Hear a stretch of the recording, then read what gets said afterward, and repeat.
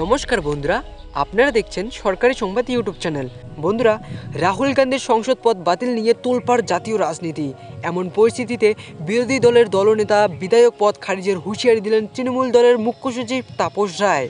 তাপস রায় এদিন বললেন যে শুভেন্দু অধিকারকে বিধায়ক পদ থেকে খারিজ করা হোক, কিন্তু মুখ্যমন্ত্রী মমতা বন্দ্যোপাধ্যায় নিষেধ করে শুভেন্দুকে ক্ষমা করতে বললেন। তাই সেই প্রক্রিয়াটি আর এগোয়নি। নিজের এলাকায় একটি জনসভায় যোগ দেন তাপস রায়। এই জনসভায় তাপস রায় বলে, আমি চাইলে শুভেন্দুকে বিধায়ক পদ থেকে খারিজ করতে পারি, কিন্তু মমতা বন্দ্যোপাধ্যায় আমাকে আটকে দেয় আর বলে যে শুভেন্দুকে তুমি ক্ষমা করে দাও। তাপস রায় উল্লেখ্য, মমতা বন্দ্যোপাধ্যায় হস্তক্ষেপে ইতিপূর্বেই বিধায়ক সভায় বিরোধী দলনেতার সাসপেনশনকে রোধ হয়েছিল। সেখানেই মমতা বন্দ্যোপাধ্যায় শুভেন্দুর হয়ে ক্ষমা প্রার্থনা চান। যদিও বিজেপি থেকে একটা খোঁচা দিয়ে তৃণমূলকে জানানো হয় যে তৃণমূল এখন শুভেন্দুর ভূত দেখছে।